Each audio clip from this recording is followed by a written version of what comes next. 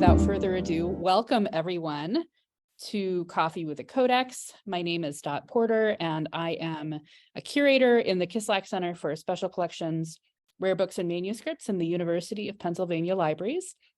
I split my time with the Schoenberg Institute for Manuscript Studies, which is a research and development institute. Within the Kislak Center, we study manuscripts, we study digital manuscripts, and we have a really great physical collection, a couple physical collections actually. And every week on Thursdays at the moment, I get a book off our shelves and just do a little bit of a show and tell. So it's not a lecture. It's sort of me turning the pages and saying, let's see what we can see. And if you have questions or if you have comments as we go, please put them in the chat and either Amy or I will address them as we can. We also record these and it'll be up on YouTube within a couple of days. So today I am really excited to be showing you one of, it's not our earliest manuscript, but it's a pretty early manuscript that we have in our collection. It is a collection of works by St. Augustine, or people said they were by St. Augustine, or by other people who aren't Augustine, but we still sort of call it our Augustine collection. It was written in, I am going to pronounce this incorrectly, I think, and I'm sorry, Pontigny, in the sort of mid-12th century. They think from about 1145. And this was a Cistercian house. The Cistercians were a monastic order that was founded in 1114, and it was in response to the Benedictine order. So the Benedictine order was the big order that followed the rule of Saint Benedict, and it had grown very big and very rich. And the Cistercians said, no, we don't want to be that way. We want to go back to basics. We want to go back to the rule of St. Augustine, the rule of St. Benedict, and we want to follow it to a T. And they were then known for being very austere and for having these their buildings actually even were very sort of simple, and their manuscripts also were pretty simple. So we're going to see that reflected in this. So Pontigny was one of the four initial houses of the Cistercian order. The first one was Citeaux, and this was one of the first four major daughter houses. The Cistercian order still exists. There is an Institute for Cistercian Studies. That's probably not what it's called. It was called that when I was a student there, Western Michigan University. I think it's got a different name now. But they studied the Cistercians, and every year at the International Congress on Medieval Studies, which is the big medievalist meeting that happens in Kalamazoo, Michigan, the Cistercians are there. There's always a lot of Cistercian and also other orders running around, but this institute has its meeting also during that meeting. So always lots of monks. So what we're going to see as we go through this is pretty simple.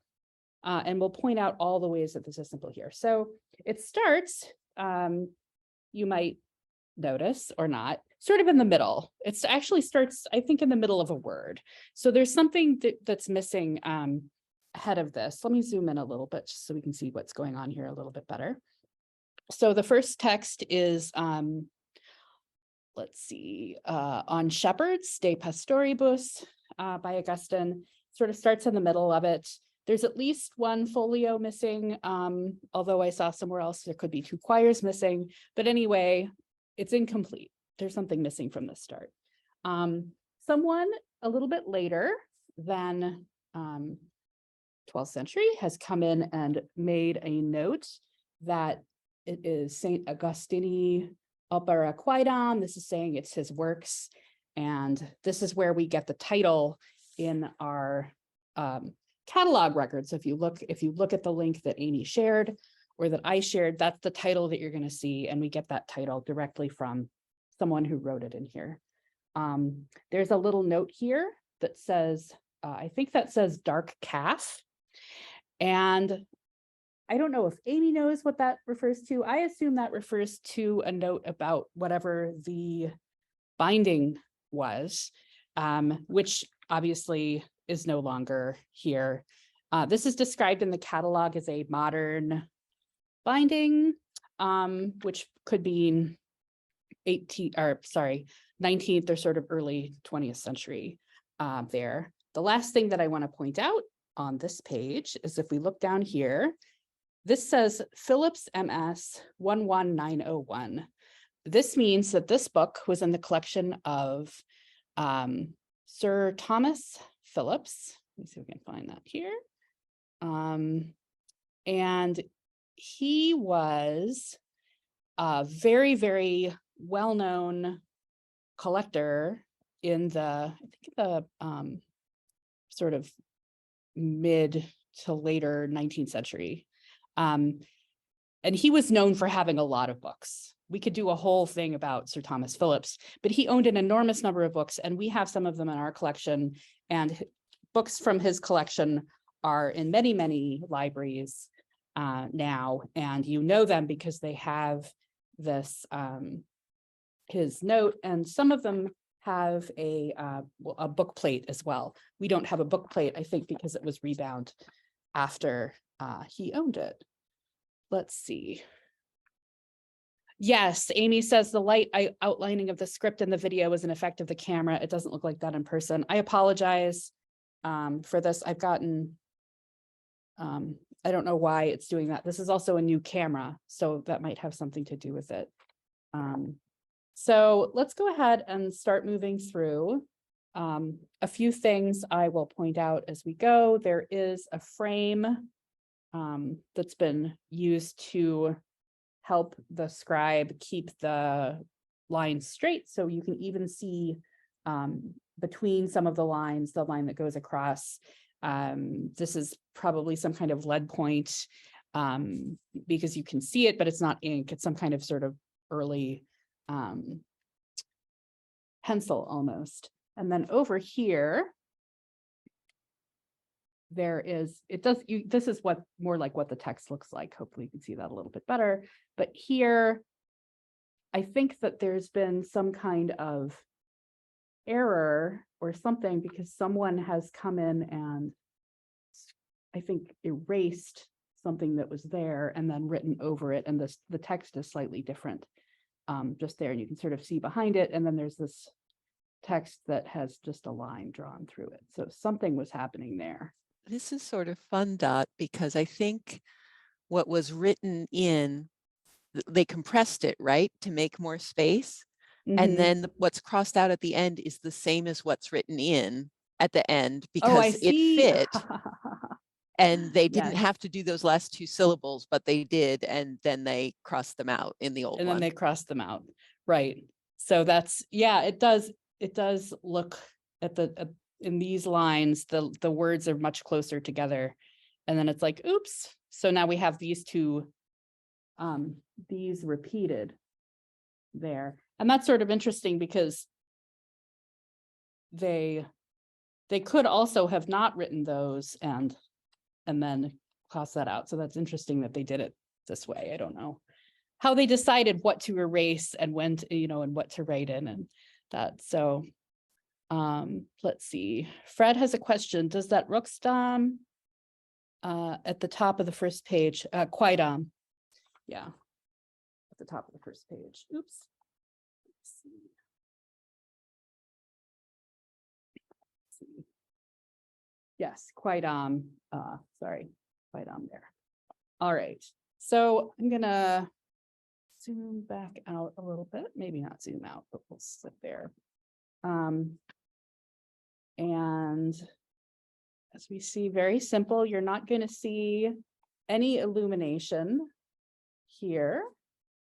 It's just a pretty simple hand. I looked into the script, and the script is sort of described using various terms, but it seems to be agreed that it is sort of a transitional between, what did I say, Caroline and Gothic. So it has elements of both sort of the older Caroline script and the newer Gothic script, which you would expect to see in a 12th century one. There are more, I'm seeing more sort of bits where the script is a little bit different here. There are 4 hands that are that show up in this manuscript.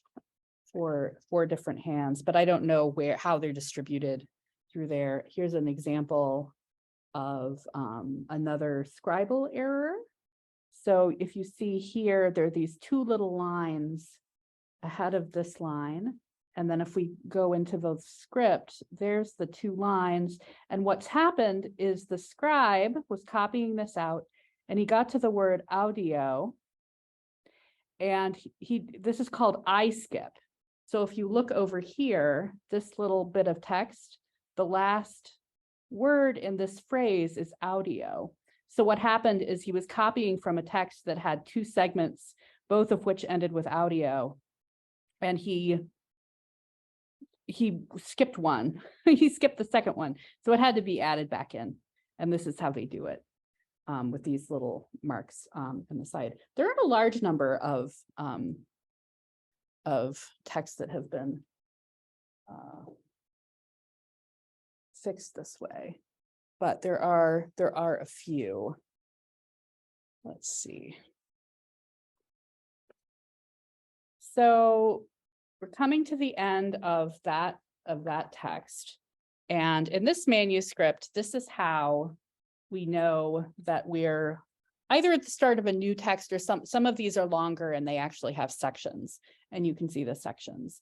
So this is the extent of the sort of decoration that's in this manuscript, and it is very Cistercian. Like, there's a lot of reasons why this has been identified as being from the Cistercian monastery. But even if we didn't sort of have that part of it figured out, this is a giveaway. There's a very simple red initial. There is some rubrication here, and it's just saying here is the end of the pastoribus incipit justem de oibus, which is it's in my hand, ovibus, which is about on sheep. So you have the text that's about the shepherd, of course, Jesus, and then on sheep, the sheep being us, or the pastoral audience. And there we go. And that is also by Augustine. So we've got 2 Augustine texts to start out. So we'll keep going. It is, I wish you could see this a little bit better. So I'll zoom in a little bit maybe as I turn the page. There are a fair amount of abbreviations. So it's pretty heavily abbreviated. And there's very little punctuation. There's not a huge amount of punctuation. Here, there's a little bit, and there, and it's limited. When I say, I mean, there's a fair amount of it on the page, but it's limited to like 4 different punctuation marks. So there's, let's see, is this on there? There's this little thing, which is sort of like an upside down semicolon, which I think is a punctus versus, which is apparently, I'm going by the little article that was included in the links there. So that's used actually to indicate the end of a complete sentence. There are dots sort of there that look like periods, but I think that they are more to set aside their phrases, individual phrases instead of sentences. And then there's the punctus elevatus that you see here, which is a slightly different shape from the other one there. And that I think the one that you just pointed to, Dot, the last one where it's quid est hoc, by the left margin, and you said elevatus. Oh, is that not? I think it might be Do they have the same? interrogativus, Oh, it could be. because Yeah. the sentence is, what is this? Okay. Or why is Yeah. this? It's a little And hard to tell. it's It's a very hard little to tell the hard to difference. tell If they're being more what they're careful, doing. it looks sort of like an upside down question mark, like almost a little two or something. Yes. And that makes it easier to see when they're Yeah. worrying about what other people will get out of it. Yeah. Okay. That's good. See, Amy is better at Latin than I am. So she's actually looking at the words and I'm just sort of trying to figure out the ones, but thank you. All right. There's more abbreviations down here. In the corner, there's some, actually, I'm not sure if that's so it's like a little A written above and it's there too. Yep, Not sure for if that's aliquando. So it's there because you have to supply both because the U and the A. and the A, got it. Okay.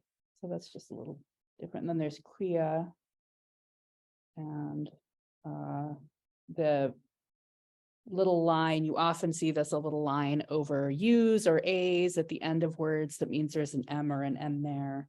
And there was another one. Oh, here it is. Hominibus. So that little thing, the little 3 looking thing at the end of the B is a bus. There.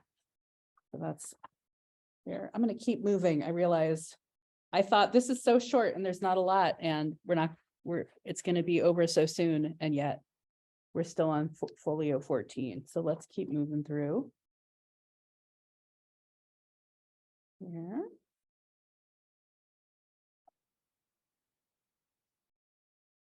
There are, I don't think you can see it because the edges are off the screen, but there are visible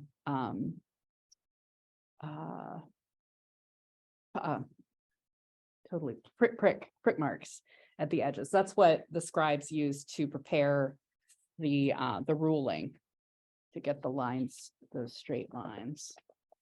All right. Ooh, this is fun. I'm always looking for stuff like this. This is an example of a mend that was made while the parchment was being prepared. So there was a little hole here and the parchment preparer sewed it up. That's what those little holes are. So that when it was stretched, it wouldn't stretch into a great big hole. And then there's still little holes where, of course, the thread was pulled, but it's not like a great big gaping hole. And so that's still there for us today.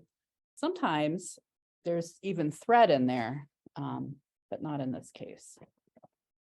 All right. So here we have actually a text from Ambrose. And again, we can see that it ends down here because we have the explicit of this text and then the incipit and then the sort of larger, but still very simple initial that is there. This text is on the praise and exhortation of widowhood, which is sort of interesting. There. Let's see.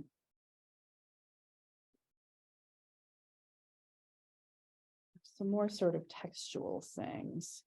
Here we go. Oh, and here, I haven't seen one of these yet. Down here at the very bottom, there is a catchword, which is telling us that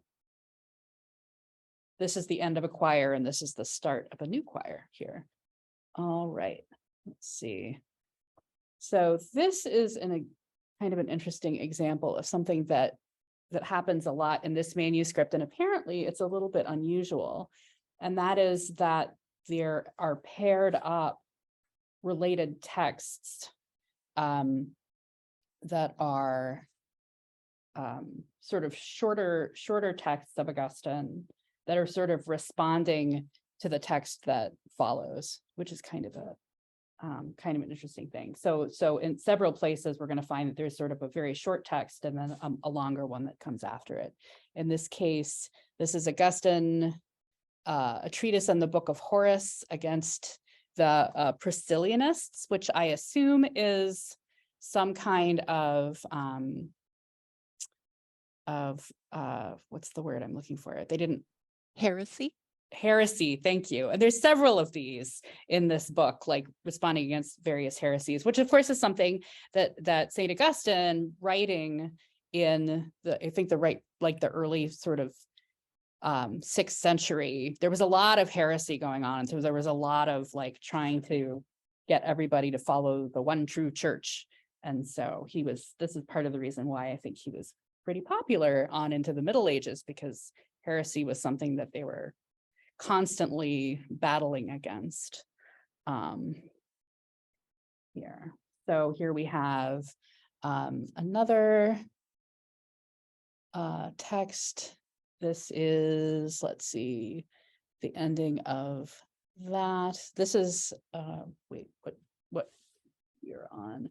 37 verso. So this is a response to Orosius concerning the Priscillianists and the error of origin. So more of this pairing up of these texts. Ooh, here, I don't know if you can. Oh, I think that he just had issues with the scribe. I don't know if you can see the color of the ink goes very quickly from sort of black to a browner color here. I don't think you can see that, but it's very weird. Ink issues. All right.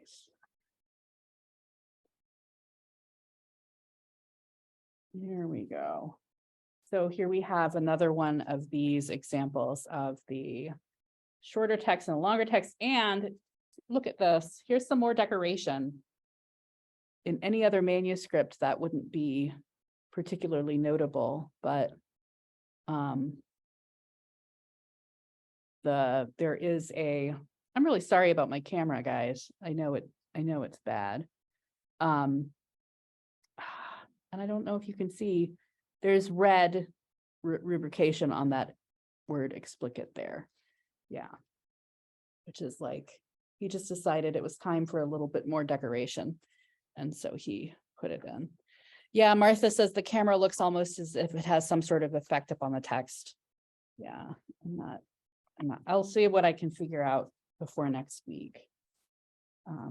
Maybe fix that. It also doesn't help, I think, that I'm going through my phone instead of through the system that I've been using. I think it's better. All right. What's our next text? So here we have another one of these paired texts, Augustine, a review of the book on faith and works, followed by book on faith and works. So again, we have that sort of response followed by the text itself, and these more of these sort of simple but very pretty red initials. And someone in the chat earlier commented on the color. It is a really nice color, and I wish I knew more about ink, and then I could say something smart about how the color was made, but I don't know. There are a lot of things that could have been used to make that color. Here we go. Oh, I remember seeing this when I was going through earlier. It's funny because, or I don't know, funny, interesting to me that when the book is this simple, every little thing is notable. And so here we have the scribe. It looks like they've sort of spaced out the words so they could finish out the last couple of lines. They didn't want to leave the lines blank. And so he's like, oh no, I have all this space. So I'm going to, space them out. And it ends up looking very nice. And also, I think, to my eyes, at least, very Carolingian. This is a really kind of Carolingian way. I think the shape of the letters may also have something to do with that. All right. So Matilda is in the chat is suggesting Brazil wood for red ink is a possibility. But I think we'd have to do some testing to know for sure. Sorry guys, I should. There we go. There we go. And so now we have, that was obviously, this wasn't just happening. This was the end of the text. And then we have the start of the new text, which is more Augustine, tagged with another text. Let's see. Oh, although this one is, so some of these are Augustine, some of them are other people, some of them are attributed to Augustine. So this text here is on 79 recto. Oh no, this is the Book of Dialectic. This is Augustine. I'm ahead of myself. When we get to the next text is supposed to be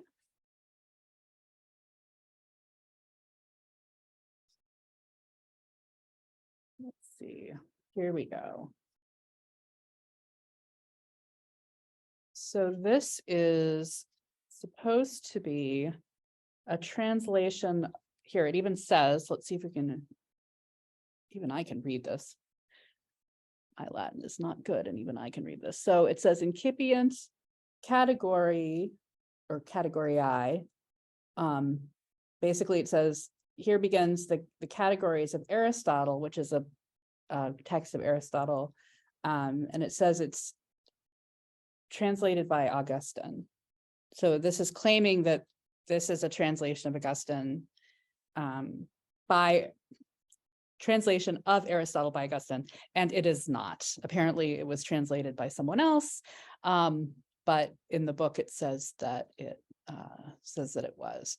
So that's sort of fun. So not only does it have texts that claim to be by Aristotle or claim to be by Augustine but aren't, but they also have things like this, which is a translation that says it's by Aristotle, but isn't. And this was a pretty common thing that happened, just because if somebody thinks something is by Augustine, they're going to be more likely to read it. So, oh, here's another. So this one is a longer text that has subsections. So we have more of these smaller initials, but still really, really nice. Even though they aren't covered with gold. Maybe the Cistercians were onto something. All right, and then we have a new text here. This is another one that is claimed to be by Augustine, but is not. We're about to run out of time. So I'll just sort of quickly go through. There's just a couple more texts here, and you can see more of this rubrication and the writing in the back. Let's see, there's a couple of questions. Oh, Martha, let's see. Do I have any references to the dispute about the authorship? Not of that particular section. I read a couple of articles. There's one article that I linked to in the links, and there was another article that I read that was a student paper that's in our record here. And I can't remember where or it might have just said that, because it says that in the catalog record. Like if you look in the record, it says it's not actually by him, but I don't know the details. Thank you, Amy. All right, and then the very last thing is this catalog of, and it even says it here, Catalogus Oporum, can't talk. And it's an incomplete copy of the catalog of Aristotle's works, Augustine's work, sorry. So that's at the very end. And I don't know if it cuts out, it says it's incomplete. So it could mean that we're also missing more at the end of the manuscript. So that is MS Codex 708. It's great. It's pretty early, 12th, mid-12th century, which is pretty good. It's very pretty. It is in great, somebody had said in the chat, it's in good condition. It is in really, really nice condition, especially considering sort of when it was rebound, it actually opens really well. Sometimes bindings of this age can be really difficult to open, but this is pretty nice. So thank you so much for joining us. I hope that you can come back next week or the week after. Your link and password will keep working, so you don't even have to register. And I thank you all very much for being here, and we'll see you again soon.